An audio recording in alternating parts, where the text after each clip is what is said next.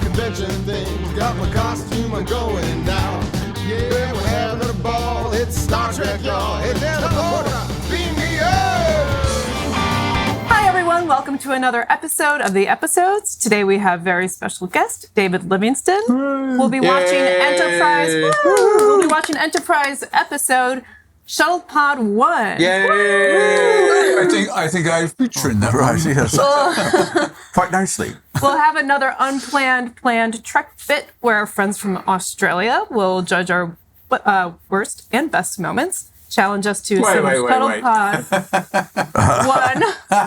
Shuttlepod One trivia, and much more. I'm Erica LaRose, and now for your hosts, Connor Trenier and Dominic Hughes. Hi, guys. Hey, we finally got the rain. Yeah. Tropical storm somebody. Oh, is it courtesy of a tropical storm? I believe wasn't aware so. of that. Yeah. First I rain think of it's the season. an El Nino event. Right? Yeah. They say it's going to be a pretty rainy season again here. I hope so. Not I a hope favour so. of the whole global warming, but if this is our new normal in Southern California, It seems to suit it's us not too pretty well. bad. Yeah, you get hot summers and some wet winters. yeah, no kidding. So nice to see you wearing my tracksuit, darling. Yes, thank you. I thought I would just sneak into your house while you were sleeping and grab it. Steal a few things. I filmed it. David! Yeah, ladies and gentlemen, boys and girls, Treks and Trekkers, thrilled to have, I think, for the first time, a repeat offender Yes, on the show. I was thinking that just last night. And we have director David Livingston, who directed Shuttlepod One. And it's a thrill to be able to sort of break this down and pull it apart and look at the reasons why and what we did and how we did them for the episode. And really excited for you guys to be able to see this commentary on the show, because there are some things about the show that I'd never experienced before, and many of them actually. And Learning your lines ahead of time. It was probably one of the major. no joke, actually. Knowing exactly what I was going to say the entire time was a new event for me and never to be done again. Well, you guys got together, right? Oh, yeah. We did. I Yeah. had him around my house quite. Yeah, this felt like... We were very fortunate to get that script ahead of time. It felt like by the time we were shooting it that we were doing a two-hander play. And it really paid off. Yeah. We had the time to be able to prepare as best we could for, and I have to say, with the kind of environment that we were working in, had we not done that, it would have been very difficult. Yeah, not least the taskmaster directing of David Livingston. That's right. Well, I didn't know you guys had rehearsed, and that made all the difference in the world. It did, didn't it? When you told me about that. And getting the script ahead of time is an anomaly in episodic television. No shit. My understanding is that we got the script 10 days ahead of time, which never happens. Never happened. Usually prep is 7 days in advance of beginning to shoot, and inevitably that the script isn't ready at that first 7 days. You might get it you might get a complete version 4 days in advance that's ready to shoot. So that was a great luxury and necessary, because it was wall-to-wall dialogue for you guys. Yeah. And again, when you told me you guys had rehearsed, that was brilliant. Yeah, it was. Because it made my job infinitely easier. And frankly, Because you knew you knew what was going on. Yeah. And we couldn't have had a better guy at the helm to photograph it, mate. I mean, Absolutely. That's really given nice. that of it you. was in such a tiny space, it was attention to detail, and making that space look as interesting as possible. And God knows you did that beautifully, and with real eye. You've got a great eye, David. Thank you. Yeah. No And kidding. before we get into it, I do think we should address how it came about that we had 6 industrial air conditioners. We had... They made an igloo, basically. we'd visqueened off, Particularly once we powered down the unit, the shuttlepod, because we were saving resources. Right. And, we'd tarped around, what I'd say, maybe half of the soundstage, maybe a third. And then... The crew still all wore fucking shorts and shit, and Hawaiian shirts. Billy Peets was there just wearing his short in his Hawaiian shirt. And then also the packing of the dry ice into every crevice of the shuttlepod so that we could effectively, which we weren't able to do very well, which was to see our breath as it got colder and colder. And, I mean, gallons of hot tea.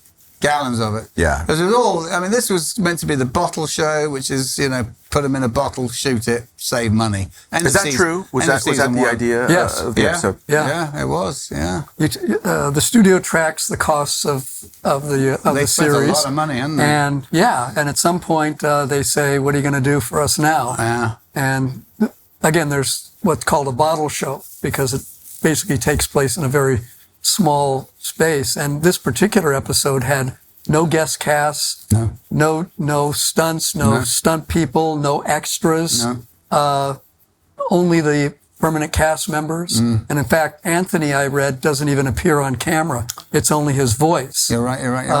He was in Miami. He probably was. He may have been. There was no reason that he even needed to. There was no reason that he even needed to be there. He probably was. Yeah. So it was a very. How did the sorting out of the cold come about? Was that? I mean, because you start out with the 6 industrial. Yeah, air we were conditioners. going to that conversation, get really heated. It's so interesting that a lot of the conversations are around the cold, when really it's not a huge part of the episode, but because it was such a production force, that's what we're talking about. A visceral part of it. Yeah, because that's the part that you guys remember. But another you character. You guys had to do a whole arc and a whole development that you'll see in the episode. And the cold portion is just it's a major part, but it's not overwhelming to the episode. It does become a character though in the piece, doesn't it? Well, it does, and I'm not trying to denigrate it, but I'm just saying that you got to look at the whole piece. Yeah, agreed. But talking about the cold, we, as Connor was saying, we wanted to be able to see the breath, and we were at a point at that point in digital effects where you couldn't recreate it. No, now in post-production. They just put it in after. Now it would be a piece of cake, and it would be and it would have been horribly expensive at that point. So we tried to do it, but we weren't totally successul because it's really hard. I mean, it barely translates. Yeah, there's only a couple of shots where you really get funny it. That. But it does help. It does help advance the story. Having to comply with those, tough shooting rules, if you will, it somehow made the performance, more realistic. The fact that we had to fight into the wind of it kind of worked for us. It's funny how things work out like that. We weren't faking it. No, we weren't. It was cold. It was fucking freezing. Yeah. Well, no, you talked about Billy Peets, the gaffer on the show, still in shorts. Well, he wasn't in the inner sanctum that we were in. Right. He was on the outside where the stage was air conditioned, but he wasn't in where they had built that. Right. So we had an enclosure within the stage itself, and that's where it was really, really cold. Really and cold. Those 6 air conditioning units that were so loud. Yeah. It was grueling. But I've asked you guys this before, and you said it was helpful for you as actors to be able to Absolutely. It use was, and it, not to do that too much, but the fact that we, muscled through it, and that we were talking just before we went on camera that we had this, we'd rehearsed this for 10 days, Connor and I. We had this down, and we were chomping at the bit, frankly, by the time you said action, and we were ready to go. You guys were incredible. Thank you, mate. I don't know if anybody ever went up on a line. No, I don't think we did. I don't think so. Which is and there was a lot. bit of a shocker. I always go to his Christmas bloopers were the funniest. I was always jealous. and because it was a two-handed show, playing a lot of stuff in 2 shots to me was important. And when you do a 2-shot, you don't want to break it. You want to do what's called a oneer. Yeah. And you don't want to have to cut. Yeah. And just see the relationship between the 2 characters. And that means you guys can't make a mistake. No. If you make a mistake in a page scene, or a 2-page scene, we got to do it over again. Right. And you guys were spot on. There were so many things that sort of in the zeitgeist of it came together. The fact that he and I had become such firm friends by then already. Mm-hmm. The characters were so diametrically opposed and yet had this, chemistry between them. And I know Rick was super proud of that episode. He was marching Sir Patrick around. They were shooting Nemesis next door, and Rick never came to set after the pilot, and then all of a sudden there he was. With Sir Patrick at his side, being quite sort of, the proud father. He walked up to me and said that, this episode in particular just wrote itself. Right. Yeah. Yeah, Rick and Brannon Braga wrote the episode. Yeah. Rick is not the kind of person to hand out compliments willy-nilly. Not really, no. He called me into his office after it was done, and he said he was really happy with the episode. And that meant legions to me, because he wrote it. Yeah. God So bless. it was kudos to everybody. It was one of those shows where everybody rose to the occasion. They said, okay, this is this kind of show. What can we do in all the different departments to pull it off? And they did. Even though it was a small bottle show, everybody had to have their A game. Also, you had to have your A game because it said written by Rick Berman. Right. So, that helps. That's always a sharpener. But in terms of the production design and the set that Herman built and all the other elements that were put together. They chopped that Shuttlepod in half, didn't they? Yeah. Split it up like a... Now, was it just happenstance that you got this episode? I mean, is Yeah. it... Yeah. When you're an episodic director, it's the luck of the draw. Right. So you're usually booked a month or two before you even start. So they don't even know what script it's going to be for that particular episode. When you read it, were you just like, oh, yes? Yeah. Rick always said to me that I just want to wreck something.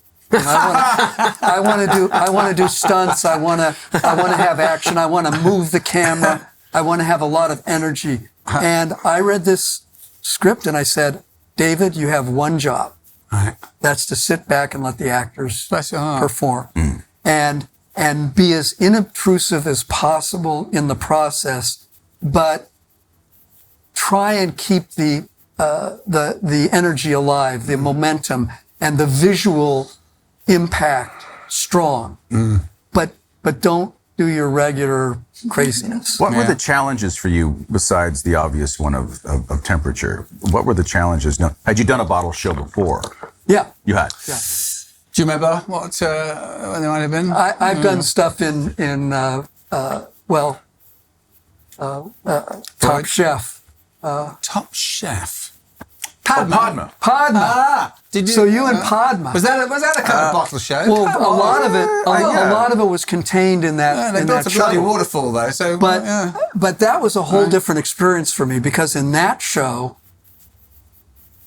I handed over my directing rein to this gentleman. You brought that. Well, I he helped me a lot because Padma is she's not a professional actress. No, I mean, agreed. And I don't think she'd even describe herself as such. no, so, and yet you were able to help tremendously to extract a performance from her, and I think it ended up being. It worked. Yeah, we spent a lot of time together that week, going over the scenes. Had she done? She had done one other thing prior to that, and Was she nervous? I don't really know. My impression of Padma was that she wasn't nervous. She might have been, but I think that again, the time spent, and I've always. If I can rehearse, I'll rehearse forever. Oh, I've seen it. I love rehearsing. I've seen you on set working well after into the night when everyone else has gone to bed. We jest, but you are an actor's actor, mate. I do love the process of rehearsing. I think I like it more than shooting something. Right. And often you give your best when you're. Some of my best work's been in my trailer. Yeah, absolutely. If only actors can learn to, and it only comes with experience to throw it away like that on set when they go action. Yeah. Even when you're off camera, you're like, fuck, if I just done it like that. In that episode, we were even more contained. I mean, we had to literally climb across each other to get out of that little ball. Right. And she. I've seen that episode. She was great fun. What? She was great fun to work with. And by the way, a little side note. So, she would come to set every day and she would have made some nibbles. fish curry. Right. And she was like, try this. good, And I huh? was like, you're really good. She was like, yeah, I just love to cook. Well, She's cut proven, to she's The rest proven is that. history. the rest is history. Yeah. Yeah. She's a good cook. Yeah. She was married to Salman Rushdie. She was too. After that. Yeah. I don't think at the No, time. no, before. No, I think Before no, that. she was. Yeah, I they think were- she was married. Were they separated then? They were separated or maybe even been divorced Yeah. at that point. Yeah. She's had quite a career.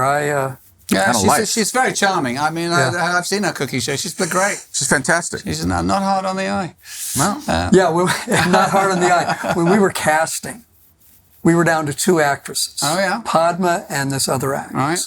This other actress was an established person who gave a really, really good reading. and it Rick sucks to hear this shit, doesn't Well, it? Rick turned to me and he said, well, David, who do you want? And I said, Rick, I mean, look at Padma. I mean, how can you not? He says, David. If you can get it. Yeah, he said, go for it, but I'm letting you know, This is on you. this is on you.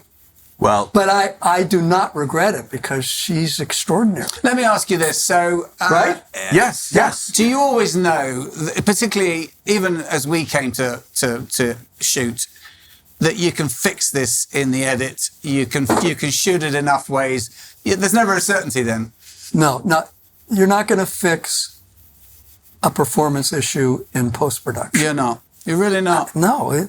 Even with ADR and, no, it's always somehow it's going to leap out. The audience is going to know. They're going to see it. They're going to see it. But What you was could her see. character? This lady? What's that? What was her Royal. character? She was played royalty. she was a princess who'd gotten stranded somehow, and She we was were being- trying to get her back home. I think she had been kidnapped, and then Trip and her had managed to get free on the freighter ship that had kidnapped her, and you escaped in a escape pod, Yeah. crashed on a planet. Remember that guy who had the in the very first scene, and he was great, wasn't he? Brilliant. Brilliant. Yeah. and there was something about him breathing out of the mask that Yeah. didn't work, and they had to Big change. dude, wasn't he? Yeah. No, he Oh, was is it- skinny and was- tall. that but one. He Okay, was, thinking of the other. Man, that guy, you walked in and were like, He's a scary mofo. he was the. Sometimes a guest actor will come in and be so good Yeah. that you realize I got to raise it up. they've raised the bar here a little bit. And he, I've been that guy once in a while. Yeah, he was amazing. And then Brandon had walked up to me and said, "You're gonna love who we got for the guest star." I was like, "Oh, great!" And Podman walked in, and she had a rough first day. I think the environment, maybe not having done this kind of thing before, specifically a sci-fi show, our show, and I then realized that we were going to get this, but it was going to take some rehearsal time, some time together where we were eased into each other's energies, and but we did. Well, I'm grateful to you for what you did because at some point I was helped. He did the very same with me. And I'm eternally grateful. I didn't look as well. No, but I'm being serious. No, I'm I being know, serious. I know, and thank you. Yeah. Thank you. It did not go unnoticed. No, thank you. Thank you. But we're talking about the wrong episode. Sorry, We are. We digress. well, you asked me about a bottle show, so Right. that had elements of that in it. Right. Hadn't thought of it that way, but yeah, definitely. What do we say? So it's the end of season 1. Season 1, episode 16. 16-ish. And they're trying to save money. And it's a look, without a doubt, in my somewhat 38-year career, this is, I think, with the highlight. I mean, I can't think of another gig I ever did that was more enjoyable, more rewarding than this episode with you, pal. Yeah, and it remains. I love acting with you. We even just doing scenes at home and for jobs we never get. The Odd Couple. And I have to say, we'd read The Odd Couple for our live event in February this year. Yeah. And oddly enough, I played Felix. And Oscar. and I have to say, it's always a bloody treat, mate. Yeah, likewise. Yeah. Likewise. before you start, the fact that it was a bottle show sometimes forces the writers to really get to the nitty gritty and to say, okay, how can we pull this off? And again, it's bringing their A game to it. You know, by having all these strictures on it forces them to deal with the drama and not to be able to cop out. And I think that's the same way with you guys as actors. You knew, hey, okay, what are the given circumstances here? We're stuck in this thing, and how are we gonna deal with it? So again, it's about bringing your A game to something that has severe limitations on it. Also, lovely acting with Connor always, and you don't always find this with other thesps in the game. Is that we both know and are generous enough to know this is his moment, this is my moment, Right. and we can have that shorthand language, and that's never been. And often you don't always find that with other actors. It's always a bit of a bloody grind, like you know. Well, it's interesting how you brought up that your friendship evolved during this episode because it was life imitating art. Because in the episode, that's what happens. So it's really interesting to hear that your relationship genuinely changed in real life. Is that correct? It deepened. It's certainly definitely. deepened. Yeah. Without a doubt. We were already there. I mean, even from the read through, we just both recognised each other as we know who each other are, Kindred spirits. professionally and personally. Yeah. A yin and a yang, as it were. Yeah. I also think that you don't get often in an ensemble show, specifically on Star Trek. It happens occasionally, but really moments where you get to chew on stuff. Real scenes, real arcs between just two people sorting something out, and it was such a gift to be able to do that. It really together. was, wasn't it? It was a truly an absolute joy. It doesn't have to be a science fiction show. No. In fact, I've said this about this episode. Not only is this really good science fiction, it's just good TV, mate. Yeah. It's period. You could rewrite it for any circumstances here and now. Yeah, totally. Put yourself in a situation where you're going to die unless you work together and whatever. And you sense that it has a universal quality. Yeah. I think the crew, as we were shooting it, knew that we were doing something slightly, I mean, Marvin always used to say about some episodes, oh, we're reaching real high up for the middle here. God bless him. Anyway, without further ado, Shuttlepod One.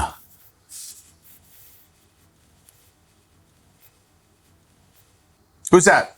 I don't know who the hell that is, but he's wearing too much lip balm. I love the lighting that Marvin did here and the mood that he set.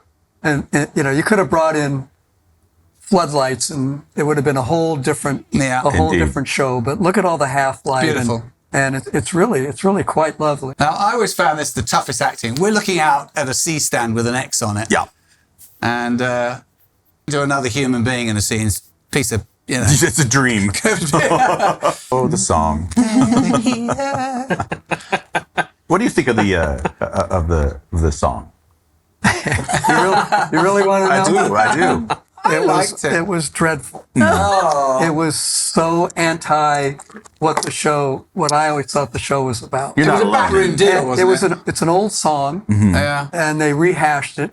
Diane Warren. Diane She's a Warren. wonderful, incredible Yeah. songwriter, but it's totally out of place here. All right. I never minded it, but the first time I heard it, I went, "What? Why? Yeah, come on." it was you a know backroom. Do you know why they went from symphonic themes to this? I have no idea. And these visuals are wonderful. They are. We know. We know. I've got faith. I've got faith. I love the. I have to say the images are great. Yeah. Connor's exploding Fallon.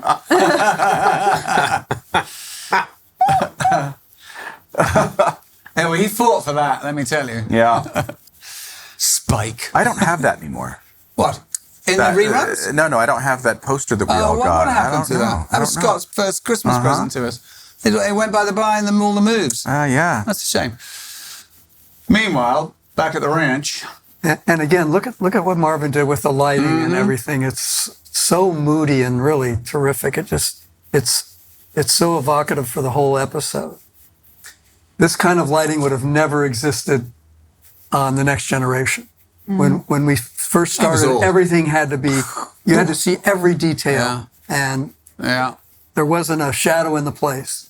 No. And this is so much more effective dramatically. It is. It's filmic. And it's beautiful. It is. It's really beautiful. I'm not quite sure what they did to Scott's hair. Jim Caldwell was here yesterday, and they had to reshoot a good The first week. of the pilot because Kerry McCludge came back and looked at the dailies and went, "What the fuck's up with his hair?" Really? Yeah. They always pick on the hair. Yeah, hair trick. Talk to Gates McFadden someday about hair. Oh, sure. heaven. Honestly, they made her look like she was in Dallas half the time. I mean, it could be one of the reasons she wasn't on the show for a while. I mean, you wouldn't believe the hair. Well, It's just nightmare. I won't get into it. Yeah. And again, And depending on the week, mine was blonde, or kind of blonde. It's hair day in the trailer. That's right. this is an example of playing stuff in a two-shot. It's not with you guys, but in these small shuttles, just let it play. Yeah. There's no reason to do coverage. To pops. Chris, the focus puller was brilliant, wasn't he? Yeah. Brilliant. And again, what Michael Okuda did with the graphics and having them live, again, going back to the beginning on The Next Generation, there were no panels. Gene said still. everything is hidden. There's no reason to have any kind of instrumentation visible. And it took eons to evolve to this. Right. Really? Oh, yeah. Oh, absolutely. And it's great because it keeps the frame alive. Can you imagine if it was just your guys' faces floating in space? Yeah. I took a lot of stick for saying the math. Yes. Marvin, the Russian, the DP, and I had a fraught relationship, but he always got it. Right. And we had our battles, but look what he did. Yeah. It's really, really beautiful. It's a great first scene, isn't it? Because Yeah, it sets up the whole thing. does. It's It the really does. conflict and and it doesn't go too far, but No. it certainly sets that we're stressed, and this is only gonna. And you guys have set the the tone. conflict. Yeah. And they're dead. Yeah, we think they're dead. We think they're dead. Yeah. What lip balm I have there. Look at. You guys have the same one on, huh? What, Don? You have the same lip balm on. Yeah. Yeah. I think that's the first. They slathered it on. That's the first big close up, and it goes from a close up to a close up. There was a kissing we scene, hadn't but they done cut that. that out. Yeah. So, Oh, that's why he has it in on. the it was episode. in that, I in got that it. shot because it was a seminal moment for you. I think. I mean, and to your credit, imagine if we'd not had the amount of time to make these grounded, these speeches that you have over and over and over again. Yeah, could have been very dull.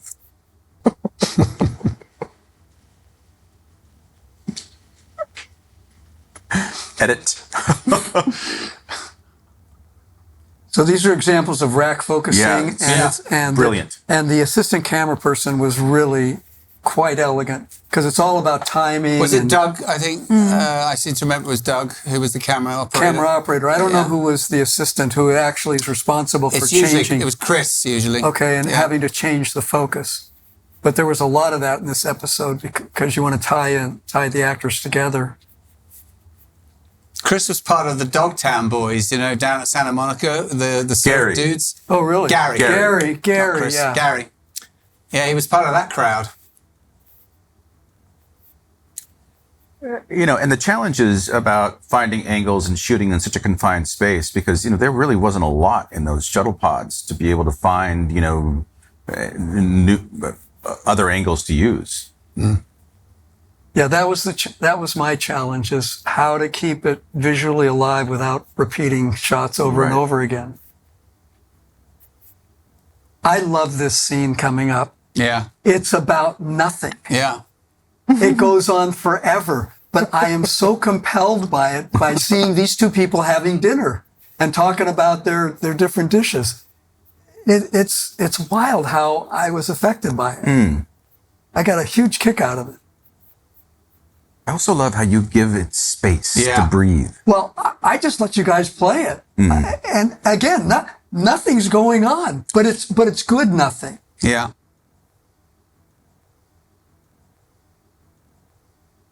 It's well edited too. I mean, all the little things you do, and Yeah. Dominic, I love how you lean in to look, and I love how you help motivate the move by rustling the blanket. If you hadn't have done that, it would have been a boring shot. Right. But it's like, what's going on there? Right. That was cool what you did. You know what's going on there with that. Yes, exactly. I gotta say, I think this sort of scene, this break to this scene is inspired. I think it's brilliant. Only time she ever touched you. I mean, she really sat on that bed. I mean, come on. What's going on here? I think I went up a couple of times.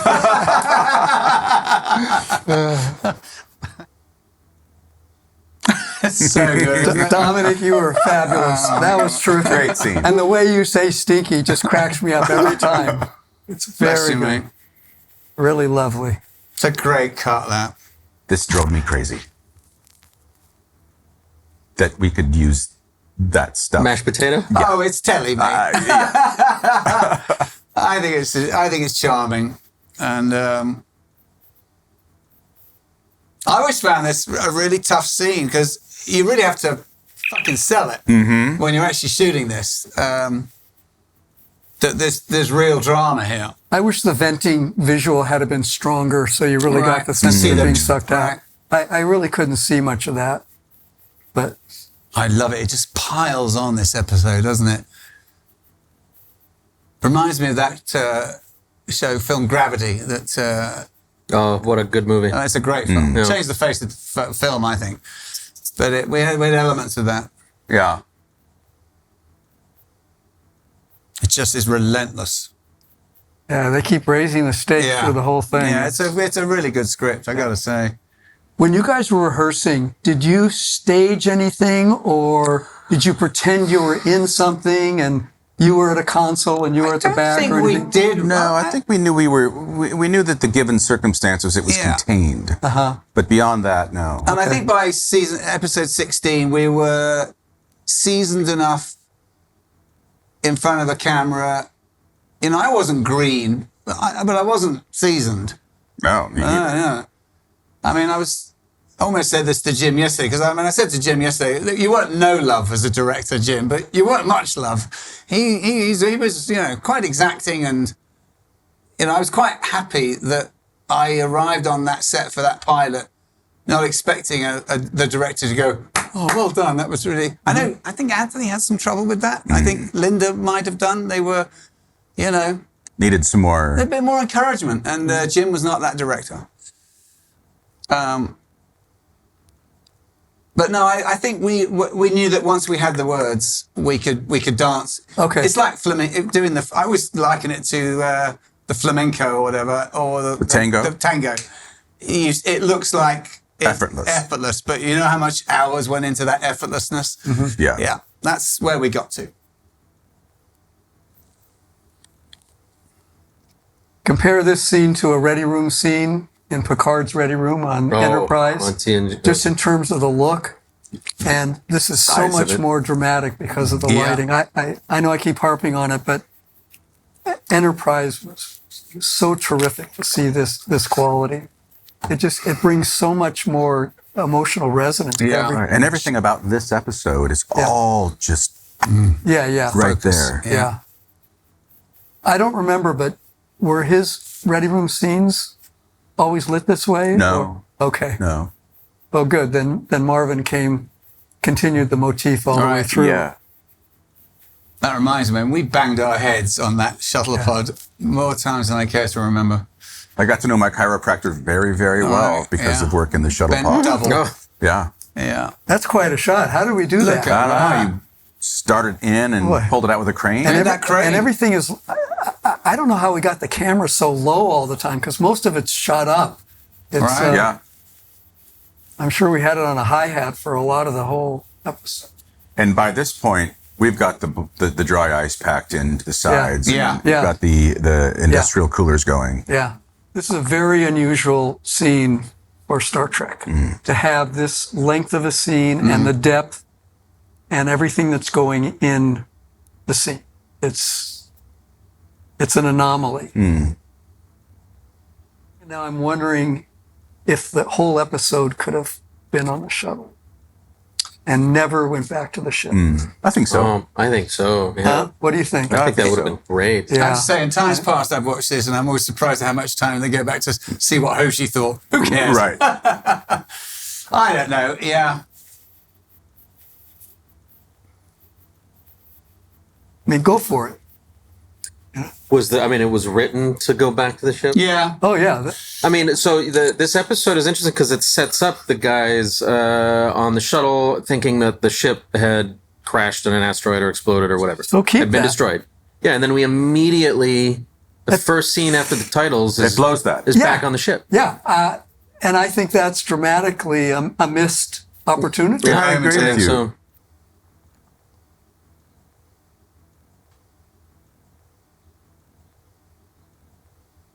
That's fucking great stuff, mate. It's a great scene. Great, really great is. work, you guys. I mean, that's a really good scene. It's good TV, man. It's good. It's good. Really good work. It's good anything. Good anything. Yeah. I remember we had a discussion about how drunk we should be. Yeah. You wanted us to tone down. What do you think about that now? I Yeah. love it. You It's- love it. It's fun. Look, Yeah. it's Star Trek. It's- Come on. right. Everything is heightened. Right. And I think if you had pulled it back, I love it. I think it's great. And I remember saying to you, look, we've drunk the best part of a bottle of bourbon. yeah. We're and pretty proud.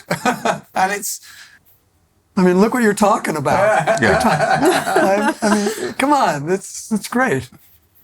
And contrasting to what you just yeah, it's Play. a great, Yeah, it's a yeah. great, It's a great contrast. It really is. Bum. So put the audience in the same position that they're in, Yeah. and not show the Enterprise until this moment or Yeah, hear yes. about it. Right, Right. right, right. Because you're with the audience. The audience is good. I watching. agree. That's not a bad. With the exception they wanted of Reed's flashback, there's Yes. no reason Yeah, we should. yeah, Which would yeah. make That's any a dream. difference. Gone It's a back. dream. Yeah, It's a dream. that's a dream. Agreed. Yeah, In fact, that's another yeah. But it's, it's it's plowed another, again. it's another Right. trick. correct. Did they want to Correct. explain the micro-singularity thing? I mean, was that something? cares? Who fucking cares? Who cares? This is the drama. Yeah. These two guys. And I hear that. Plus- Yeah, I'd say. I think I'll go home and do a recut. I I'm saying we should recut it. It'd be very, very interesting. I can do that. Yeah. I'll put it on Final Cut. With a Ken Waldo in. Because it would awesome. work. It would be fine. Absolutely would work.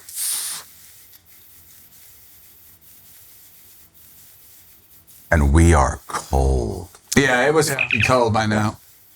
Were you guys expecting to be that cold? Did you guys? No. You had no idea? No.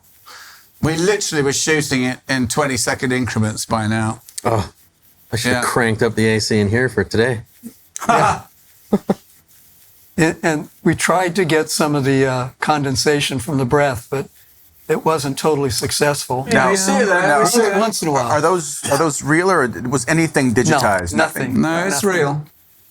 And one of the things we did, the reason it was in 20 seconds was you guys would drink some tea, really hot Yeah. tea right before we Yeah. rolled, To get pull the the breath. tea out, Yeah. roll, Yeah. and then start talking so we could get a little bit of the sense of the breath. That's professional acting, if I say so myself. The fact that we, Yeah. it always looks like it was a continual Seamless. take. Yeah. Yeah. And I love the arc here where you hear from the Enterprise, you think you're going to be rescued, and then Yeah. it takes a Again. whole nother Piles on turn, again. and it becomes even worse. Yeah. Another act. Because you Yeah. think you're going to be This rescued, and close. now, Yeah. Yeah. It's great script. yeah, it's really well done. We also shot this in continuity, which is unusual did, yeah. for an episodic Yeah. show, because you guys would let your beard grow for the Yeah. length of the episode, Right. and also for the drama. I think it helped everybody Very much. to Yeah. shoot in continuity. Yeah. I love the sort of gallows humor here. I like that moment too. I Yeah. punch my legs to be able to move. You know what it always reminded me of? Dr. Strangelove. At the end when Yeah. when he punches Peter Sellers. Yeah.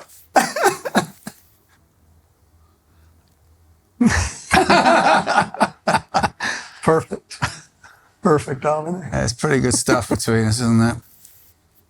It's very intense. Yeah. I like it.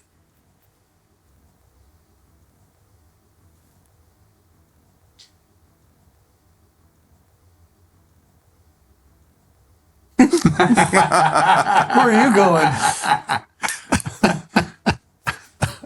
She doesn't give him anything. Nothing. Zero. Oh, good stuff, pal. Yeah. Good stuff, David. Yeah. Well done, you guys. Yeah.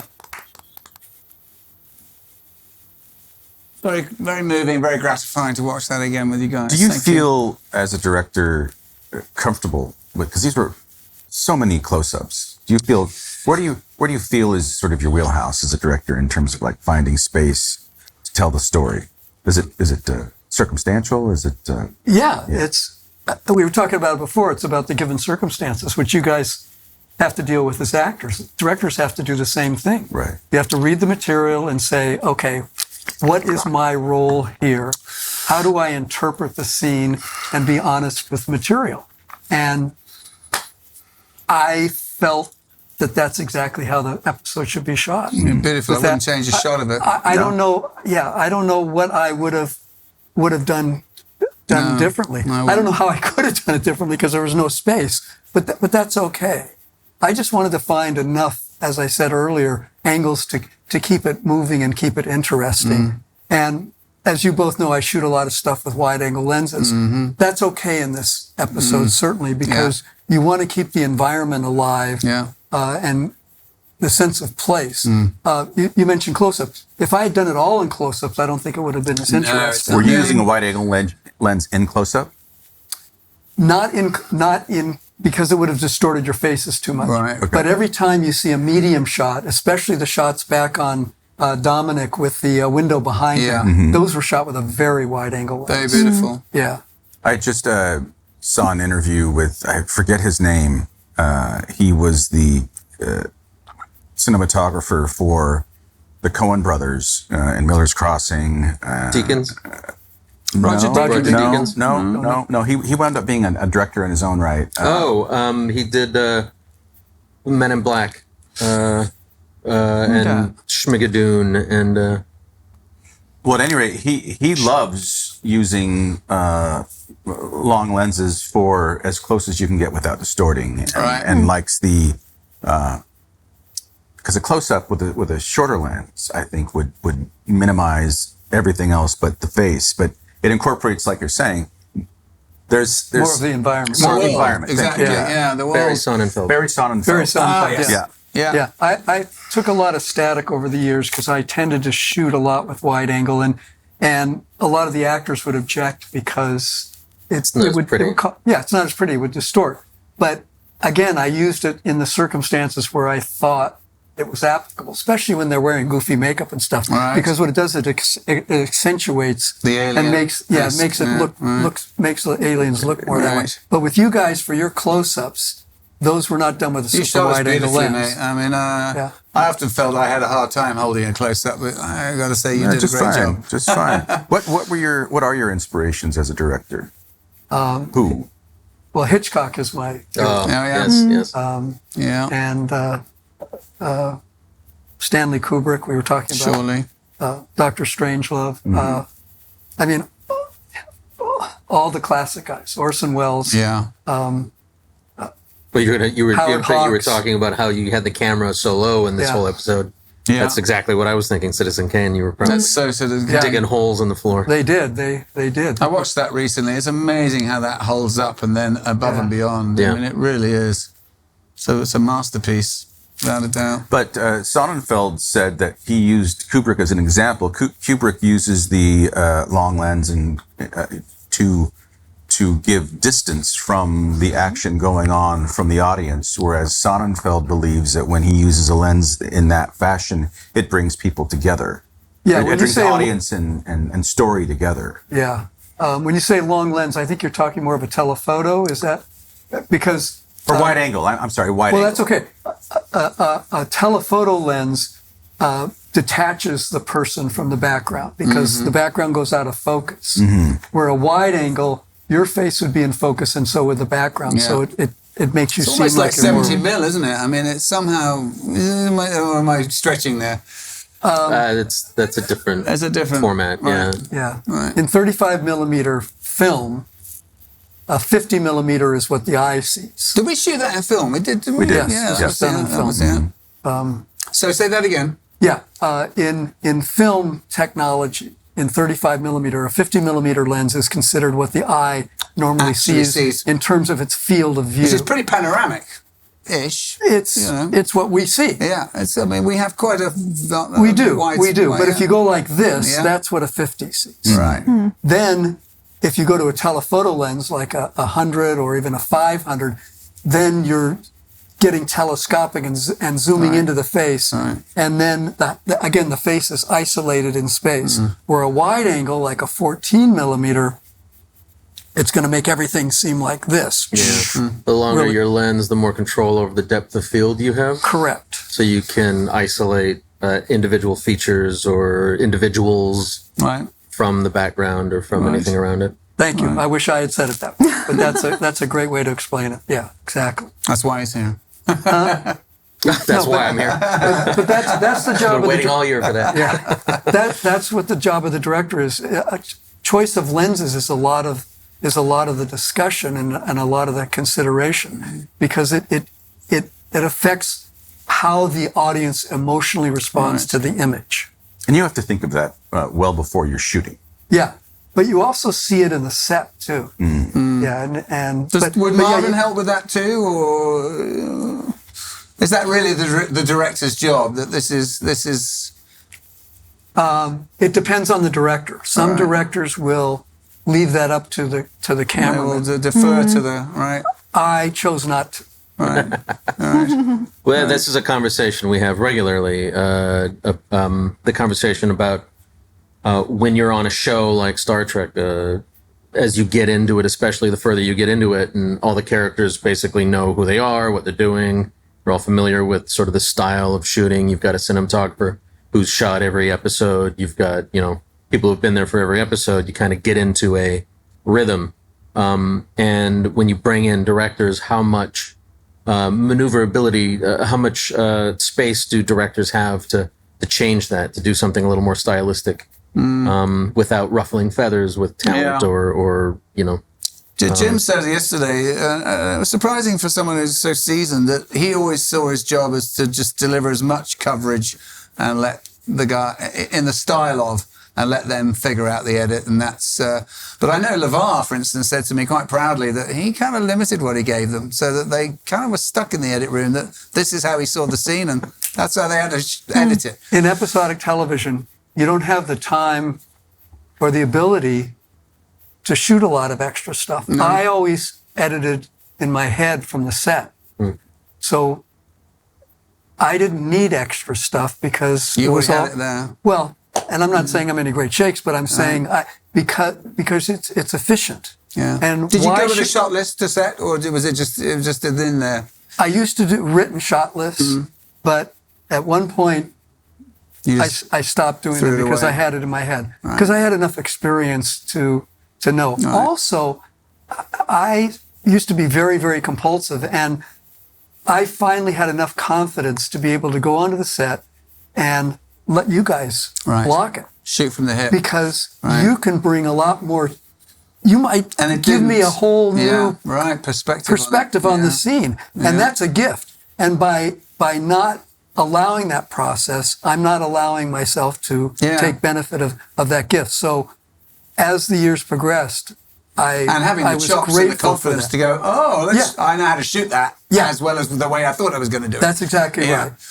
Right. Generally, I would only want to say, I'd like you guys to start here and end up here. Yeah.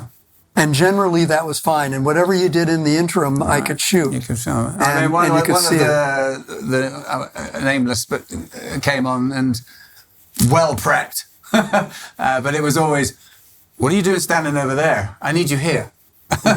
And I called it going for a bag of peanuts. yeah, right. And it was like, okay, love. Find a way to get there. Whatever it is, we'll get there. And I remember too, initially, was that the first time that you had done our show? It wasn't. No. No, you had done at least one My before. first one was, you guys went to, you landed on a planet and we shot it out of Disney Ranch.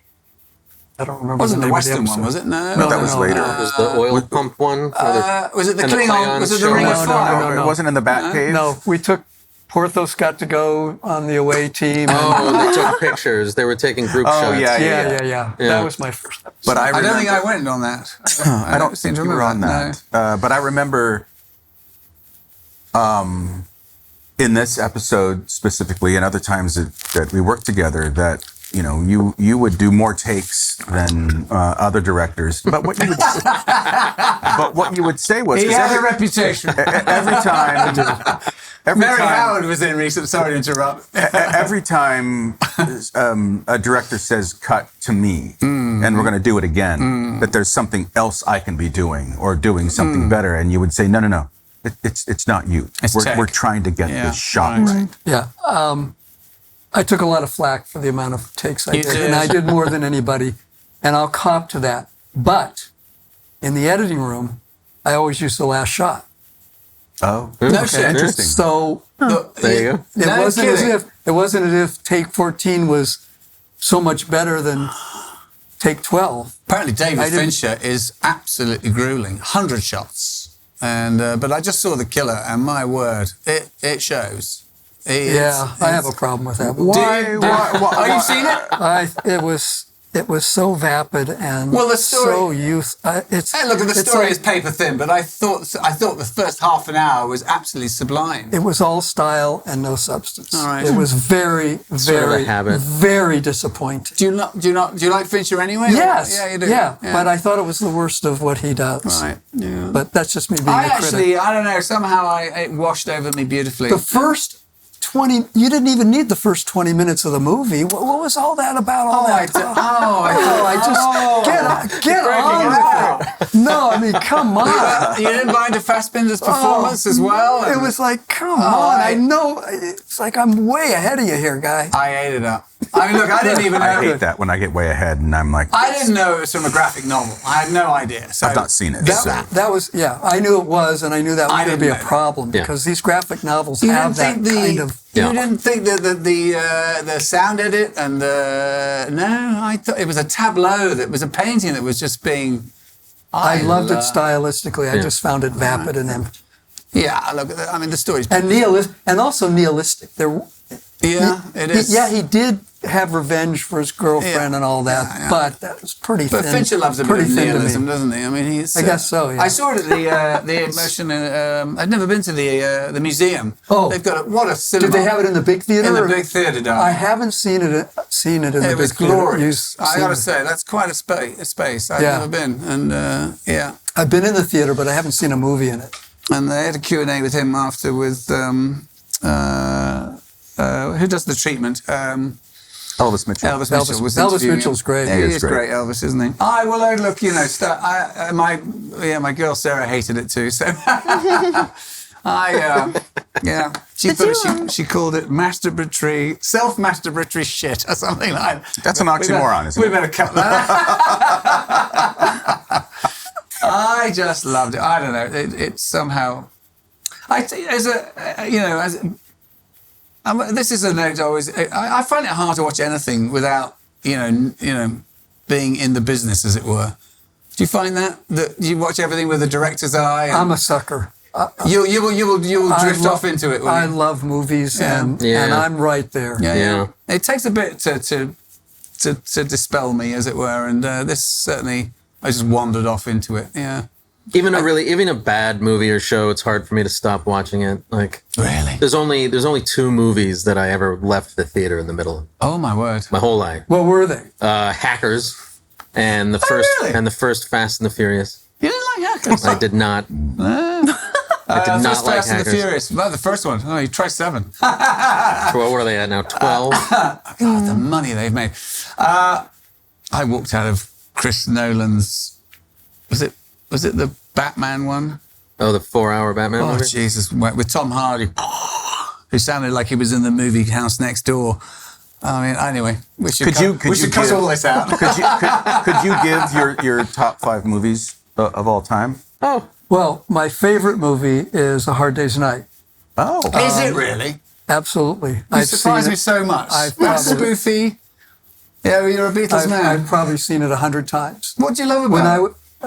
Everything. When I was in film school, one of my professors actually showed the whole movie with a stop and go projector, analyzing what Richard Lester did, and the energy and the excitement and the capturing of an era was extraordinary. I'll grant you that. And it's my generation. Right. My sister and I, my father got us to be able to go to a premiere screening of A Hard Day's Night at the old Carthay Circle Theater, which was down at Olympic and Crescent Heights.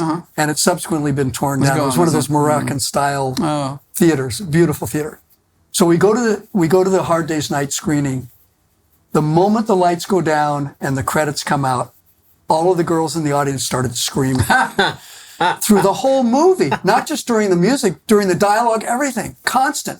We get out of the theater and my sister says, "Those girls ruined the movie." Well, I was 14 and my sister was 12. "Those girls ruined the movie for me. I couldn't hear anything. I have a headache. I'm so upset." And I looked at her and I said, "Yeah, but you've just experienced Beatlemania, and the Beatles weren't even there." They weren't even there. And that kind of, that was the 60s for me. It's like Taylor Swift now. Was it 67, Yeah, exactly. 68? It's the same. Yeah. This was 60s. We saw it late 64. Wow. It was released in mid 64. Wow. Yeah, but I just love Was that their first I love movie? everything about it, and the cutting and what Lester did and all of the filmic techniques, because he based it off of a short he did called the Running, Jumping, Standing Still film. I don't know, Mark, have you? I haven't seen that one. Okay, It's an amazing title. You might want to catch it because it shows where he got to do A Hard Day's Night. All right. But you ask other movies, Vertigo is It's a classic. every time I see it. Oh, won the Academy Award for Best Short. Yeah. Oh, okay. I didn't realize Running, that. standing. Yeah, jumping, Running, and Jumping, standing still. film. Yeah. But Vertigo is. I love movies about obsession, Yes. and Yeah. to me it's his masterpiece. Right. So that's, and anything that David Lean did except Ryan's Daughter, You don't like Ryan's Daughter? Snooze fest. it was a bad movie. Yeah. I know. I love the performance from Sarah Miles. Him. It's not Denham Elliott. The priest. I forgot who played the priest. It's not Denham Elliott, but no, it is Denham Elliott. I'm pretty sure. Someone is going to have to correct me. But Lawrence of Arabia is probably one of my other It's a favorites as classic, well. isn't it? Lee. And the thing is, if you show Lawrence of Arabia or something like Vertigo to an audience today, They don't get they're it. going to have a problem. Yeah, they don't get because of the pacing. Yeah. You have to stay with it. Yeah. And I don't know if the audience has the patience to sit through I those don't think things. they do. The one thing I will To their damn loss. Yeah. Richard Lester for in directing Hard Day's Night is he introduced which is done in every British comedy, which is that goddamn musical interlude in the middle of the movie that you're like, they're running around and the music is playing in Hard Day's Night, but like you see this in every. It's a national treasure at home. It's this musical interlude that somehow takes place in the middle of the film. Yeah. For no reason to me. Well, then you better not see any Indian movies. No, I've never seen them. No, they're Bollywood. Oh, they are. Every 10 minutes. A Bollywood movie, yeah. Every real change is a musical number. Yeah. No kidding. But Hard Drives me Day's Night, though, crazy. I'm going to take exception to that. It was about them putting on a live TV show, Yeah. so it was all so integral of them. organic. The guy who wrote the script was actually nominated for an Oscar. Unbelievable. Yeah. I was not aware. Yeah. Well, maybe it was very effective in Hard Day's Night, but it was used very ineffectively in several other British comedies. Okay. All right. I still hate it. All right. I'm still here, you know. The lone representative. What should we do? So, is there anything else that you would like to, having just watched this, talk about? Now's the chance. Or it's a perfect time to take a quick break.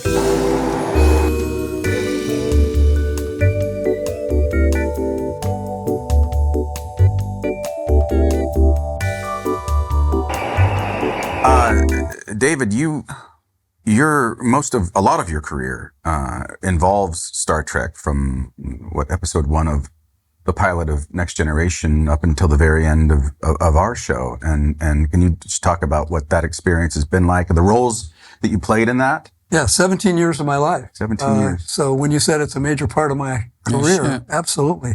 I started in 1987 on the pilot of The Next Generation as the production manager. Production managers are below the line function. You are responsible for hiring the crew, creating the budget, and managing the production. And below the line means? And below the line, there's above the line and below the line. The major difference is the money that you get paid. How many reps you have? Yes. The people in the above the line are the producers, the writers, the actors. Below the line people are everybody else, the crew, and the production personnel. The office staff, all that kind of stuff. How much experience did you had to put a crew together to do a big old pilot like that? I'd had quite a bit. I had done a lot of movies of the week and pilots. I worked at Universal, which is Right. it was the factory. Right. And it's a great So training you ground. swapped, you jumped ships, as it were, to go to Paramount. Well, I was actually at ABC Circle Films, which was an adjunct to the ABC network, and I was doing movies of the week there. Right. And the production executive that I worked for got a call from Paramount saying, "Do you have any production managers you would recommend for a pilot that we're doing?" And Sally Young, who was the production exec, recommended me, and I went over and interviewed with Michael Schoenbrunn, who was the head of television production. And then I met Bob Justman and Rick, and they hired me. Right. Were you a fan? No. I when I grew up, I was Man from U.N.C.L.E., which was on at the same time. Ilya Kuryakin and all those guys. He just passed away. He didn't did. Yeah. But I knew about Star Trek, and I had seen the first movie, the Robert Wise movie, and I thought it was terrific. A lot of people don't like it. I thought it was a really good It's a piece great of movie. filmmaking. Huh? It's a great movie. Yeah, I think so. I thought it was really good. It had a huge canvas, and subsequently to that, I saw the other movies, the one where they come back to Earth and stuff. And Star Trek 4. With the whatever. whale? Yeah. The one with the whales. The I voyage thought that home. was a terrific, That was a terrific Leonard's movie. directing, but, wasn't it? Yeah. But I wasn't a Trekker or a Trekkie or anything like that. To me, it was just another job. Sure. And in fact, after the pilot was done, I started doing the various episodes.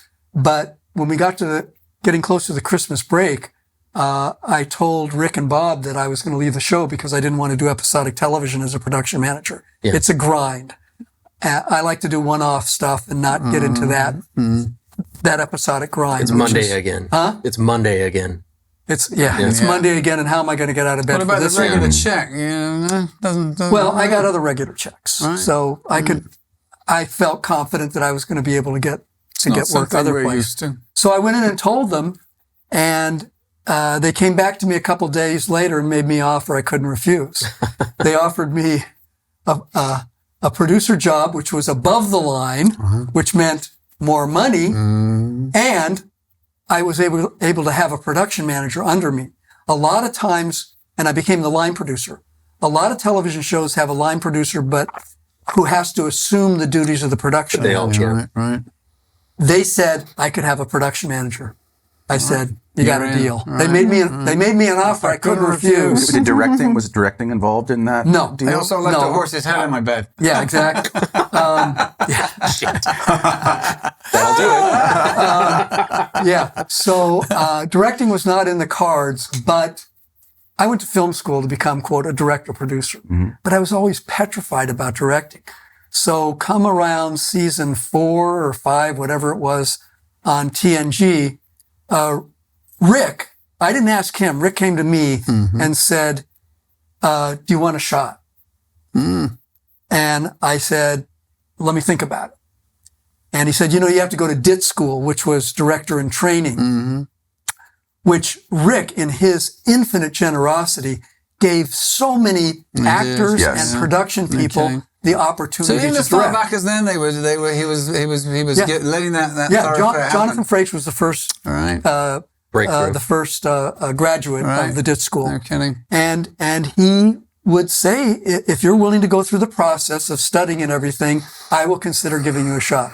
So I went into therapy for 9 months trying to, you laugh, but it was Real. It was absolutely actually real did. because I was I had daunting. nightmares about I'm on a set and I don't know where to put the camera. No shit, man. That's horrifying daunting. because you got 100 people standing there Yeah. waiting for you to tell them what to do. I'm not just looking at what we've looked at. I mean, just deciding Yeah, it's, where does this camera start? Right, And right. where does it end? but there's a trick to that. That's called reading the script. Right. And in the dream, you're not thinking about that stuff. So I went to DIT school and I went and I did scene study. We'd have auditions, before I started directing and I'd bring in actors that I work with in scene study and Rick would say, oh, that's one of David's company of actors. Oh, really? And we hired some of them sometime, Oh, nice. but it was cool. So Rick gave me a shot and Oh, that- you went off to sort of drama class, as it were, to Oh watch yeah, other- the Directors right, Guild good for had you. a That's- great That's very program cool. where you could do scene study. Yeah. And I did it for months. So as an actor, you always know when a director has done something like that. Yeah, and Yeah. it was really great because you had to get to the kernel of what the emotional content of the scene was, and then try to make sure that the actors were in sync with you. So he gave me a shot, and that first day on the set, died and went to heaven. Really? It was life changing. When you're a kid, you play with the little green army men, right? Yeah. Funny Move them enough, around and have Jim battles Conway and was all talking that. about exactly that yesterday. Okay, Yeah. but when you get to do the TV show, real what people. happens? Yeah. They have emotions. Yes. How cool is that? Yeah. Yeah. That they now have emotions. Yeah, That cool. gives you a whole new deal. Wow. When did you find your sea legs as a director? How long did that take? I think when I did the crossover episode on Deep Space Nine, I The pushed mirror episode. Yeah, it was it was the first mirror episode. It was I did a little bit on the first episode on TNG where I pushed the envelope. And I'd already gotten a reputation, a little bit of doing weird stuff. But when I did the crossover episode, I threw caution to the wind because we went to an alternate reality and everything was out there. It was really visually, I thought, interesting. And that gave me the confidence to know that I wasn't going to get fired if I did really Did Rick weird, ever have you if in I the did office really going, weird stuff. what are you doing? Huh? Did Rick ever have you in the office and go, what do you think you're doing? I've seen the dailies. Well, okay. Truth be told. No. Not especially, Rick, right? Well, on my first episode, I did a scene of LeVar in a turbo lift where he was, And which was your first episode? it was called The Mind's Eye. And LeVar is possessed. John Fleck plays with his brain, makes him crazy Right. and possessed. And it was Manchurian Candidate. We were doing Manchurian Candidate. And actually, I did a shot that I stole from Manchurian Candidate because, again, John Frankenheimer is one of my favorite directors. Right. But I did a shot in the turbo where I shot it with 2 wide-angle lenses. One was this wide. The other was this wide. Fisheye-ish. And I printed both of them because I thought Rick would. I was giving Rick the option. Right. Okay, he chose the less wide one, Yeah. I never did that again. That's right. I just did what I wanted. And they never made me reshoot any. I had to reshoot scenes, but never because of the visual style. But Rick did call me into his office, and because of my process of doing a lot of takes and stuff, he said, and this is almost a word for word quote, he said, "David, the actors hate you. The studio hates you. The production staff hates you. Everybody hates you. Except me." Oh, that's great. He says, "I like you." God bless him. Otherwise, I wouldn't have gotten to do what I did. No. But he knew that I would break my back and give for the leave show. everything on the floor. Yeah. And I am so forever grateful to him for that opportunity. Likewise. So when you put down the director's hat each episode, you went back to being a line producer at that time? They're two different hats. Yeah, that's what you can't. Again, my first episode. Who would cover for you when you were directing that episode then? Well, how would that work? Someone. Production manager. All right. Yeah. Yeah, the guy. Whoever. The guy. Somebody the would below come the down, line guy. Somebody would come down and yell at me. But in the mind's eye, the first one I directed, there was a little bit of a stunt at the very end, piece of action. Mm-hmm. It was very late. I was way over schedule. And I went, and Patrick was involved. And I went up to Patrick. I said, "Patrick, I'm really in deep shit here." And I said, "I don't know if I need to do the stunt." And he said, "No, you don't have to do the stunt. We can just do this and this and this." So that's what we did. I went home that night so depressed because I gave in. Mm. And I that night I said to myself, if I ever get the opportunity to direct again, I'm never going to do that again. I'm never going to shirk my responsibility. Right. And I didn't. And that's not being vain or anything. It's just that you're paid a hell of a lot of money to do your job. Right. And my job is not to be a line producer and to worry about the schedule. No. Well, interestingly, there's a legend about you that as a line producer, directors would come in and go like, "Well, I'm thinking I need a crane." No. and then you as a director would argue, I think I need a crane. I need a crane here. And you would win the argument. They're two different jobs. Although Exactly. I did respect the directors.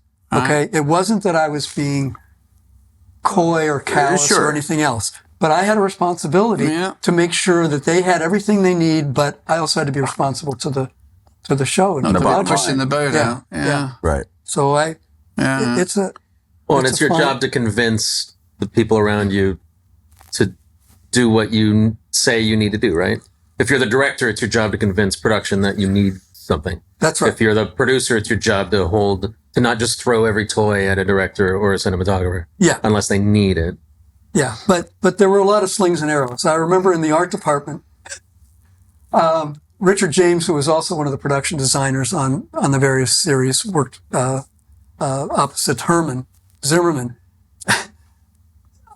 They would send me the set plans, and I would take my red pen and I would say, "You don't need this part of the set." And one day I went into the art department and they had put it up on the wall as you entered into the department. Just a big old red saying, pen. This is what we have to put up with. Yeah. That was really disheartening. Did you like being a line producer? No. No. I hated it. It must have, I quit. Oh, right. I quit after the first. Ultimately, it must have jangled with your sensibility as a director. Every year when I had to create the pattern budget each year, and every year when we got to the end of the season, I said, "Now I got to do another pattern budget." I said, "I can't do it."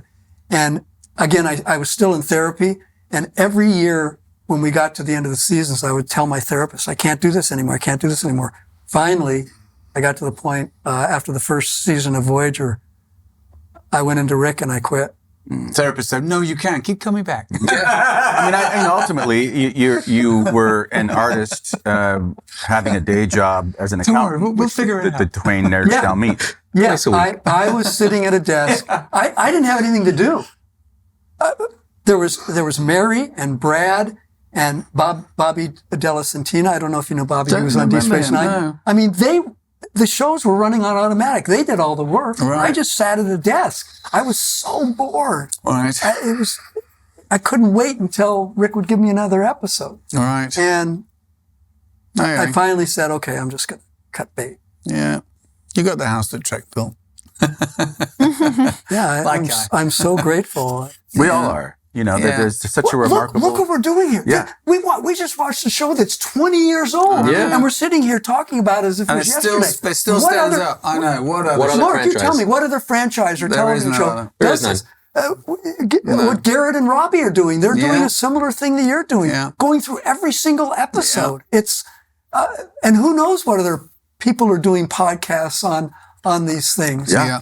There are other Star Trek podcasts? Sorry about that. Sorry about I that. held Mark. back there. I didn't know. But you're right. Haven't you had them on the show? yes. We just had Robbie. We just had Robbie. Okay, good. And we had Garrett a couple And we had months ago. Garrett on Okay, Show. so- Yeah, okay, so Garrett you know a few about it. months ago. Yeah. But you're right. There's it's, something unique about the experience that we all had on Star Trek. And all because this one guy had this vision about What the future could humanity's, be. huh? What the future could be. What the future, the Whatever potential. whatever else you Not, say. not necessarily we're going to get there, but there's a potential. Yeah. And how it resonates. And you guys do all, I mean, I see you at the conventions when I get to go. It's the sacred and the profane. That it's church. Yeah. Yes. No kidding. It's religion. It's people with a common interest Yes. that get together and a belief and Yeah. a passion. And they're walking around in the goofy makeup and the costumes and stuff. Yeah. How bless them. wonderful is extraordinary. that? I just The saw feeling you get there. Yeah. You guys, you go there, you're heroes, right? Yeah. Yeah. I mean, Brad Pitt. have I told you the cosplay story? Have I told you I the don't think so. I'm at an event where I'm shooting, doing stills. I'm doing stills one day. And this woman comes up to me and she says, "Excuse me, are you David Livingston?" I say, "Yeah." And she said, "I play you." And I said, "What are you talking about? You play me?" She says, "I'm a cosplayer and I play you." And I said, "You play me?" She says, "No, I play you as Livingston the fish." Well, I will explain what Livingston the fish is. In the captain's ready room on The Next Generation, in Picard's ready room, he had a lionfish in a tank. And they named the fish Livingston Did they? as a knock against me. Herman named it because the lionfish eats live little goldfish. Right. And Herman did that as a shot against me as the production manager because You're I eating was all the goldfish. Huh? You're eating all the goldfish. I was holding back his creative. Sure. Hilarious. So There he is people right go to behind you, Picard. looking at you. Most people got a, most people got a placard out of some honorary. No, but you got so, to be the. so she played me as a cosplayer, as the fish. As the fish. Awesome. it goes deep, man. But that's not the best part of it. 2 years ago, I did the convention, and this woman who I thought was Albert Einstein, but she had on this green sweater. Where's my picture? Right there.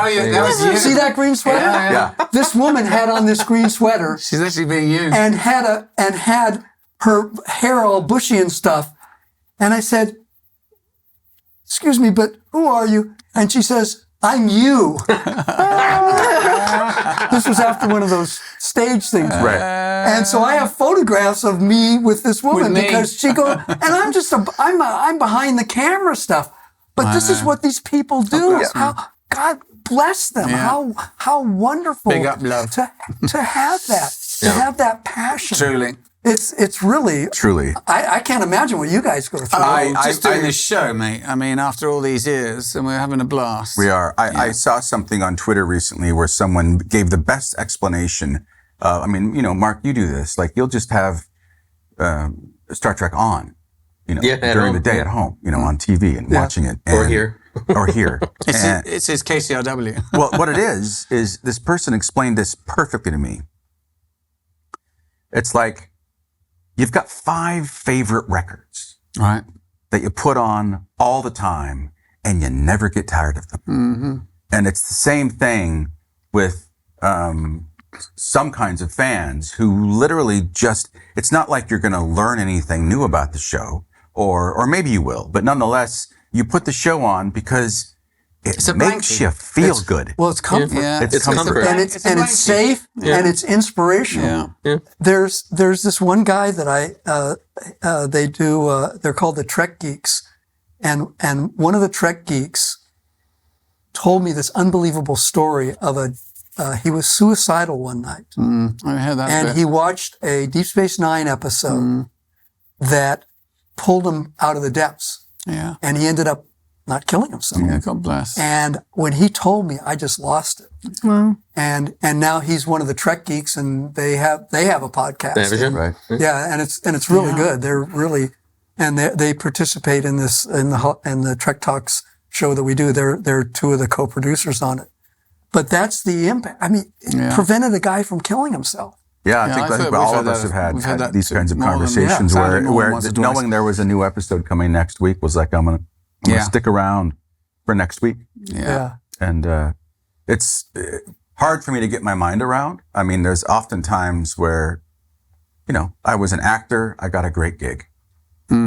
When you're in the process, you don't have a clue No. about this. All you want to do is try and deliver the scene that you're in and live to fight the next day. Do your job. Pay your Yeah. bills. Yeah. But then afterward, to see how everything resonated, look, we're all sitting know. here. This is 20 wild. something it is years wild. on. It is wild, and it continues to be thrilling. It truly. Well, and you were here at the beginning. How different or how much we've grown since the last time you were a guest on our show. This is terrific. I mean, I love being at your house. It had a great intimacy, but this has a great intimacy, Yeah. and Yeah, God, we're very blessed. I mean, it's We're lucky to the have you support is amazing. back for the second time. no, I mean, thank don't you. have- I'm thrilled. Please come back for other episodes Well, you've directed of ours. I didn't do this for a long time, and my wife said, "Come on, just go for it." I get a big kick out of it. Good, I'm glad you And do it. again, I'm young again. Yeah, Right. Yeah. yeah. There's fewer of me around. I was born in the first half of the 20th century, Right. and every day there's a lot fewer of us than there were the previous day. Yeah. But I don't feel that way. And to come and do something like this is so energizing. Yeah. It's really Good. It's really Well, a we're lot blessed of to fun. have you. Oh, okay, thank Truly. you. You're going to Thank come you. back. We will pick, if you want to pick the episode, please feel free. Yeah. And as long as I'm in it. Oh, good lord. Okay. No, that's very generous of you, and thank you. Well, absolutely. speaking of how grateful we are for you being here and for this episode that you helped craft, help bring to life, let's take a moment and all of us are going to choose our favorite and our least favorite moments from Shuttlepod One. This is a game we play that was started, speaking of other Star Trek podcasts, our friends at Unplanned Trek, Isaac and Andrew. They're down in Tasmania. They're in Tasmania. Yeah. Really? Yeah. They're How devilish. Yeah, we have them live on when we shoot. When we This is do so this, cool. yeah. It's Isn't it? worldwide. I know. I It's saw amazing, your isn't it? people on here. They're From all everywhere. over the world. yeah. Yeah. I know, it's incredible. And devoted. yeah. And devoted. Yeah. Go ahead. Sorry. Malta. Malta. Yeah. Where is Malta? It's in the Mediterranean. little- It's between part of the Italy Balearic- and sort of not quite the It's Balearic under Islands. Sicily. yeah. So Seems smaller than Belgium. Isaac and Andrew have a show called Unplanned Trek out of Tasmania. They watch episodes of Star Trek and they present awards. They don't review it. They don't get too much. They just give awards for what happened in the episode. It's unique. They're very funny, and usually they challenge us. But because of the timing of us recording this, they were not able to be live with us today. So why don't we start, Connor? What was and let's just start with favorite moments. That's very difficult. Would you like to start with least favorite moment? I can start with least favorite moment, All right. and I think I already said it, which was putting the mashed potatoes into the hole of the hull. Yeah. That was my least favorite. My favorite, It was very lumpy mash. yeah, it wasn't very good. My favorite, I think, is that scene where Trip and Malcolm are fighting near the end about talking about friendship and discovering. After the pulling down from you going up, yeah. Yeah. Yeah, it's a great yeah, little moment. that to me cemented the relationship for the characters Yeah. in the episode. Yeah. Yeah. I'm up. You're Yeah. right. Yeah, my favorite is just before what you were talking about. It's when you get pulled back down and you guys are in each other's face. Yeah. And the emotional intensity of that was overpowering for me. Using up oxygen, shouting at each other. Right. And I love the way I shot Good it. tone. Yeah. It was really, great. really tight. It was the tightest shots in the episode. Because it's comedic and yet it's very moving at the same time. All of that, exactly. And that really resonated with me. I thought that was really good. Yeah. I did a great job on that. You certainly did. And so did you. And you guys did too. That's funny. Yeah. My least favorite is the B story on the ship. Yeah, whole as a general. I just don't think it was. I think you're absolutely right. I don't think it was necessary. I think it could have been done differently. I don't know. I think I said it earlier, I guess, on camera about how the fact that we can learn about. We want to be in the same place that the characters are in as an audience.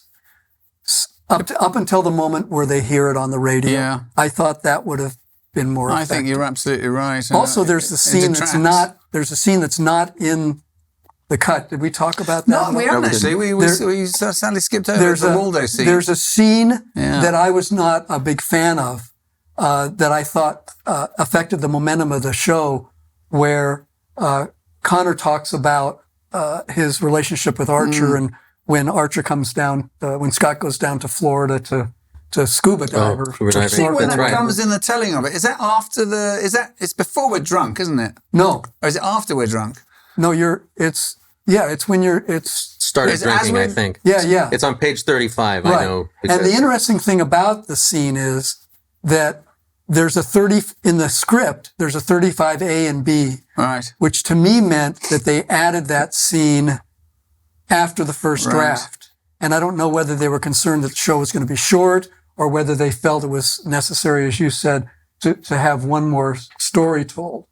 But I didn't think that scene You was said essential. before we went on camera that you were notoriously a bit short sometimes. Yeah, and you and felt so that they may have added it. They may have thinking added to Dave's going to be short. protect themselves. Right. But when we looked at the cut, we measured that scene, and it was exactly the amount of material that could come out Right. to put the show at length. Right. And I thought that was a good cut for the episode. It's a good scene by itself. In fact, Brannon ended up using it in He did, yeah. in Another another episode. episode of something. I think the intention of that scene was to give balance to Trip I was gonna off say. of Malcolm's Yeah. Absolutely. monologues about Yeah. his recording. I get that. You were feeling this too. Yeah. I get that. I And just this felt is- there was enough agreed. story, and let's move. Let's get it going. Yeah. Right.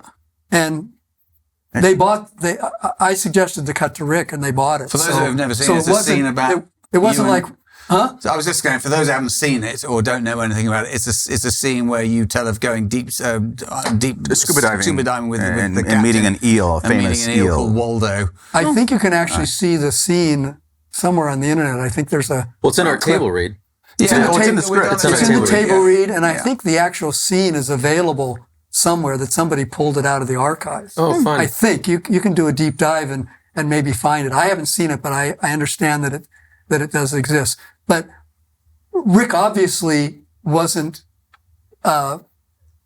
didn't think it was essential because Not he married to accepted. it, right. Well, he accepted the cut Right. rather than going through and trying to trim all kinds of other stuff in order to be able to make it fit. Yeah. I just felt it affected the momentum of the show. It was a long story, wasn't it? It was. Yeah. It was long. And I think also in the dramatic arc of the episode itself, Trip is clearly a hard nut to crack. Right. And Good point. it gets cracked a bit in that scene. Yeah. And I think it was good to keep that, until Trip's walls come down. To not have that in Yeah, there the was juxtaposition more of that, effective. It was probably too intimate for you at that point. Yeah. That's a very good point. I didn't think about that. Because but Malcolm's that's very was good. played up until that point as the hard nut. Oh, you would tell every story in But history. that You're the Bible. juxtaposition in this episode was quite dramatic. Yeah. Yeah. So those are my two. Erica? Well, my least favorite moment is the same as David's, actually. I don't think it was necessary to go back to the ship at all until the very end, except for the dream, of course. So you can have my point though. Thank you. If you're, I'll share. You're volunteering your points. I'll give you my point. If we win. And my favorite was probably when you were talking about your relationships and how you were never very, you didn't feel very close to them. Yes. People. And then the moment where it kind of switches to you guys being drunk, right? That happens right then. You blow out the light, right? Yeah. And then we get it, and then we cut, and then we've got into the whiskey. Yeah, it's kind of that moment of, or the contrasting moments there that I really liked. My least favourite, I don't know. There's a couple of shots of me that I could. Oh, Dom. Please. Good Lord. Really? Vanity, all is vanity. It's always vanity. I don't know. Least favourite. Not to reiterate going back to the Enterprise. It's a little, I've said jokingly before, I was surprised how much Hoshi was in it, not from my remembrance. She was very good in the scene. She's by the great. Way. Linda was a terrific actress. Yeah. Didn't get her due. But no, and I think that was a strange thing, isn't it? I mean, when you think that the Voyager cast all got a fair crack at the whip, they did. So did Deep Space Nine, and yet they oddly went back to this triumvirate with our show, where it was, it was a strange thing. We really had to fight in the trenches to get noticed and get written. And, I managed to elbow something out, but, no kidding. I think you had to earn the writer's room's ability to hear your voice and what they were writing. That's well put. But how could they hear your voice if they didn't write anything? Because you got a shot eventually. Okay. I remember very early on, even as early as late in the pilot or episode 2 or 3, thinking, I can't do this we thought 7 years, God bless. I cannot play this. What was that bio they give you? I got a button down, stiff upper lipped Brit shy around women. That was my character. And stiff upper lipped. Yeah. And I'm like, oh God, I can't do this for 7. It's going to drive me nuts. Mm-hmm. And that was when I just thought, it was the first time I've ever done this as an actor in a TV show. Let's let Dominic come out here a bit. Good for you. Let's let Malcolm be a bit of me. If Dominic thinks that's funny, so does Malcolm. And it kind of worked. That's when I started writing. You got to write to the actor. Yeah. That's so critical. Yeah.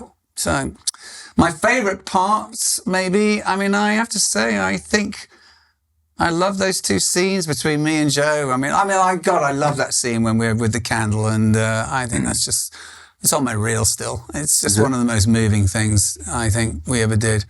But I do like the comedy, and I wasn't best known for holding it tight as in a close-up, but I think I managed to do it in those scenes. You have great comic timing. I do, thank you, sir. You do. I am hilarious. It's the Irish in me, mate. Well, whatever it is, it's very. Thank you, mate. It's exquisite. And my second favorite scene is the candle scene. It's great, isn't it? Yeah, it's beautiful scenes. But it always tears me up that scene whenever I see it. It's a real fucking honor. A real honor. Can we go back and ask for more money from Paramount? To my mind, how about residuals? I don't think I think that's one of the best episodes they ever did in the whole damn franchise. I think you'd be hard pressed to beat it. It's so weird because it's not Star Trek. No. My other similar kind of show, in terms of its emotional impact, was The Visitor on Deep Space Nine. Right. And it's a show about familial love, about a son's love for his father. It's not Star Trek. No. Right. It's something it's drama. else. And that's what's so beautiful about this, is because when I say it's not Star Trek, it doesn't just take place on a ship and we go off to see the alien of the week. Yeah. It has something real depth. Which is what Shuttlepod One has. And those are the things that the fans remember the most. Yeah. They're the ones that they talk about because it affected them so as humans. emotionally. Yeah. I think they were scared, weren't they? Even though I do like to blow up stuff. But They go ahead. did. They were scared. It was. I mean, that's why our show maybe. Mr. Conway was saying the same thing. You know, it very quickly became old story Star Trek, our series. I thought we were going to be something new and different. I remember thinking, you know, that we might be something like ER in space, where the 7 characters would have the storylines. But very quickly, we went off to sort out another planet's problems and fly on to the next one. And The show had issues. it did. Yeah. Yeah. Mark, what are yours? My least favorite is what you and David and Erica said. Going back to the Enterprise right after the opening titles takes away that sort of pained portion of the journey where we know they're not alone. Yeah. So it's like, all right, you guys you're going to sort of flail around in your shuttle pod. It's so obvious now when you see it. But The audience knows they're going to survive. Sure. But But don't do that. Don't Don't tell them that. Right. Don't Agreed. do that. I quite agree. let's get lost in their survival story and be saved with them. Thank you. That would have been remarkable. Absolutely. Well, I'm doing it on Final it's Cut. so obvious, isn't it? That would be amazing. I'd love to see it. I'll send you my cut. Yeah. Oh, that would be awesome. And then my favorite moment is probably when Malcolm threatens to shoot Trip with the phaser. Right. Because it represents the total arc of they've now become friends. Yeah. And in Enterprise, from that moment on, they're friends. In fact, all the way, what is it, 2023?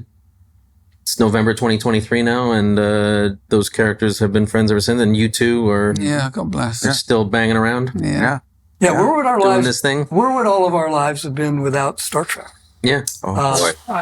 I can't imagine. I mean, I got to Very different I indeed. I got to live my dream. I got to No direct kidding, for 10 mate. years. Yeah. I No, I've said it to him many times. Just living in LA and Hollywood would be a very different experience without that time at Paramount. Right. Yeah. And particularly on that show. Who knows what would have occurred, but the reality of it all is that it has been, once it started, the experience working on Enterprise has been a lifelong journey of discovery, of meeting people, of going around the world, of kidding. great pride on my end of telling a good story and really owning that and a dream role. Yeah. Well I don't played. know. good for you. Yeah. And it's great that you can verbalize it and cop to it. No, look back now, these years later, with such gratitude Yeah. and humility. Some actors might be blasé about it, but I don't know how. idiots. I get to look back at the end of it all and go, I did that. Yeah. Yeah. I No did kidding. that.